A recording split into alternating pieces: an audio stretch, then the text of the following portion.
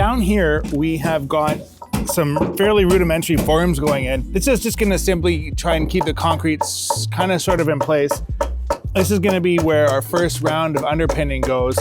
So we want to float the concrete up just a couple of inches above where the existing, or the bottom of the existing foundation is, to just make sure we get a really solid bond and that we're really encapsulating this existing foundation wall. So that's what the guys are doing here.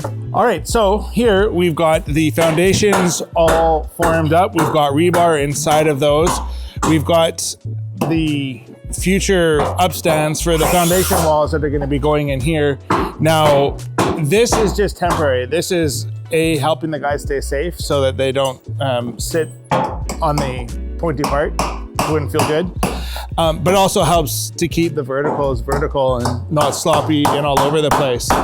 So we are hoping to pour concrete tomorrow. Inside, we've got a lot of, if not all of the interior footings done. So we will have all of these new footings to support the floor above and the floor that's gonna go above the floor above. So gotta have someplace solid for all that stuff to land on. Rebar's in, got a pad footing going here.